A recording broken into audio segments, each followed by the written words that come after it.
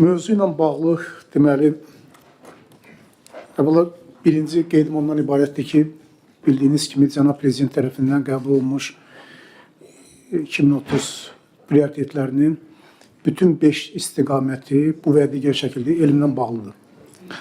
Və icazənizlə bir deməli peşəkar məsələni qeyd eləmək istəyirəm. Ümumiyyətlə, Cənab Prezidentin AMİA'dakı çıxışında mən düşünürəm ki, o tarixi bir çıxış idi və bir xeyli mesajlar oldu və AMİA'nın tribunasından bu çıxışın səsləndirilməsində xüsusi bir rəmzi mənası var idi. Çünki bu artıq belə deyək ki, elm əsaslı inkişafdır. Çünki iqtisadiyyatın bundan sonraki inkişafının belə deyək ki, istehsal amilləri nöqteyi nəzərdən 3 parametri var. Üçü də elmlə bağlıdır. Birincisi, deməli, istehsal amili əməkdir. Bugün biz əmək kvalifikasiyasını artırmalıyıq və əmək məhsuldarlığı artırılmalıdır və əmək məhsullarının artırılması isə mütləq şəkildə deməli, elm və təhsillə birbaşa bağlıdır. İkinci istiqamət kapitaldır. Kapitalın deməli, biz istehsal amili hesab edirik və kapital texnologiyalarla bağlıdır. Texnologiyalar Azərbaycanda biz kiçik ölkə olduğumuza görə çalışmalıyıq ki, daha çox fundamental tədqiqatlardan çox tətbiqi istiqamətə gedək və tətbiqi texnologiyalara baxaq. Texnologiyalar əlbəttə iqtisadi artımı tətikləyəcək və üçüncü isə deməli, iqtisadçılar buna ümumi amil məhsuldarlığı deyirlər. Ümumilikdə biznes mühiti, qaydalar, bunlar da deməli, elmin əsasında yenilənməlidir. Və bax, bu üç, belə deyək ki, istehsal amili iqtisadi artımın sürətləndirilməsini şərtləndirən əsas məsələdir. Bildiyiniz kimi, etiraf eləmək lazımdır ki, Azərbaycanda iqtisadi artımın sürətlənməsi ilə bağlı potensial var. Yəni, yumuşaq şəkildə desək belə, biz bu istiqamətdə getməliyik. Bu, deməli, konseptual strateji baxışdır.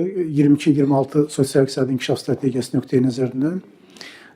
İkincisi, deməli, ən çox müzakirə olunan məsələlərdən biri ümumiyyətlə modelin müəyyən olmasıdır. Biz ümumiyyətlə hansı modellə istəyirik ki, elmi inkişaf elətdirək.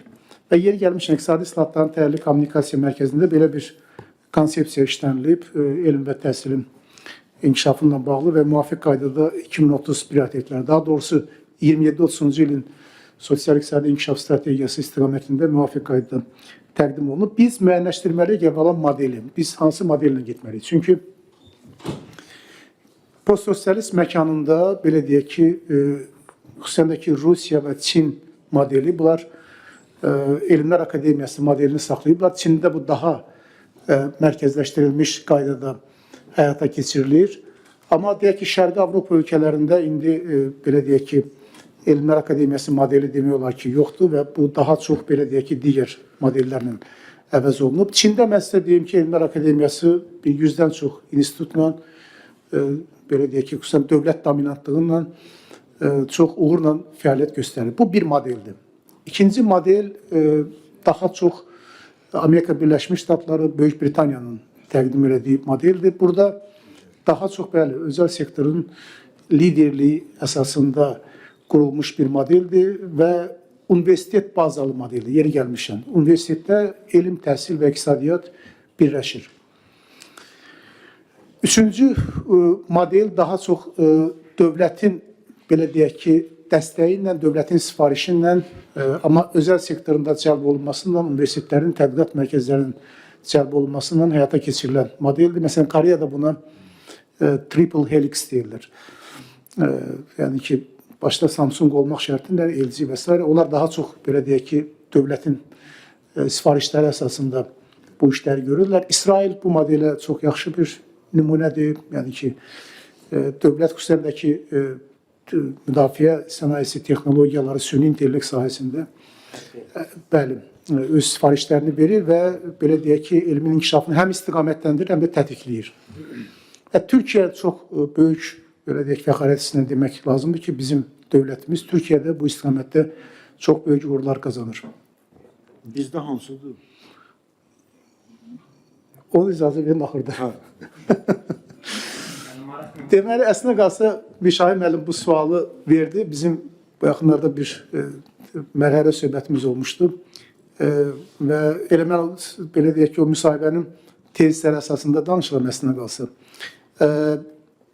Və biz indi, hörmətli Fərhad müəllim, biz bax bu 3 oturuşmuş modelin biri üzrə seçim etməliyik. Və cənab prezident əslində qalsa AMEA-da çıxışında əsas tezisi dedi. Mənə elə gəlir ki, cənab prezident müəyyənləşdirdi. Cənab prezident dedi ki, elm, təhsil, iqtisadiyyat üçbucağı.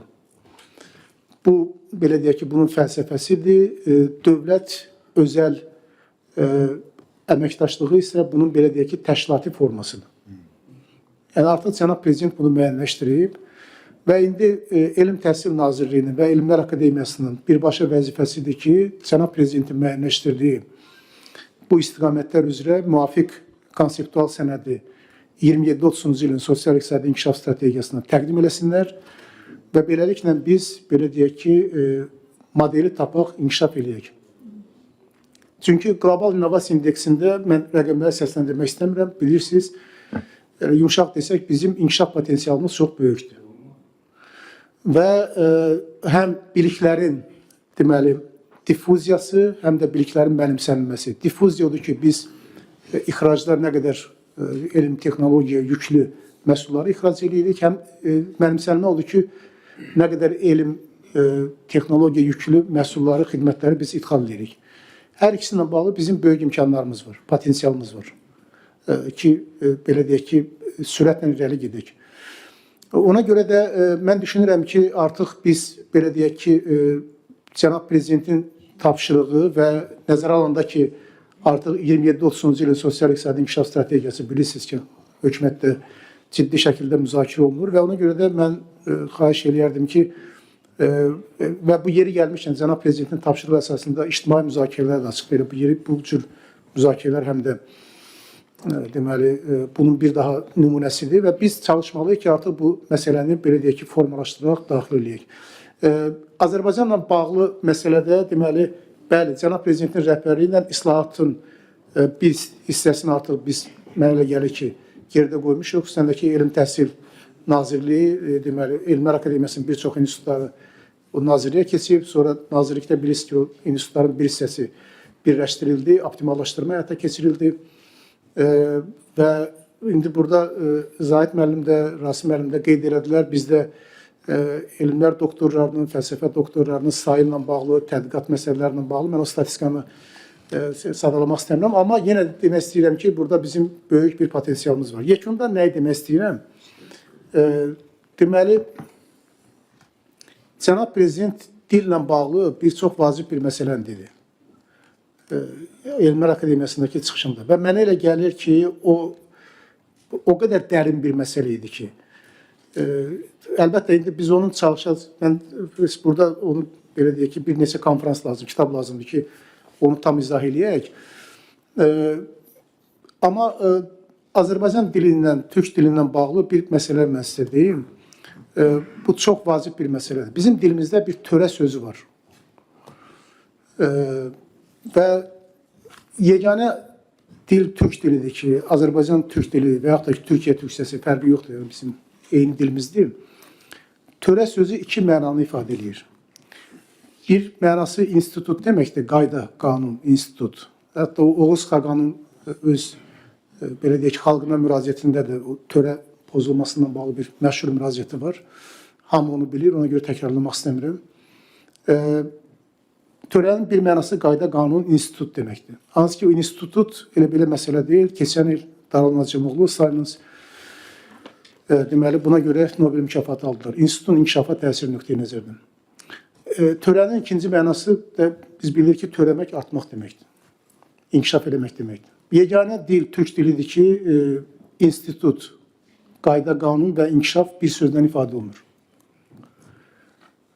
Ona görə də mən düşünürəm ki, cənab prezidentin dillə bağlı dediyi mühür tezisi biz, belə deyək ki, özümüzün bundan sonraki inkişafımız üçün, təkcə özə elm, təhsil, iqtisadiyyat yox, ümumilikdə inkişafımız üçün əsas, belə deyək ki, mottoya, ideya çevirməliyik. Təşəkkür ederim, sağ olun.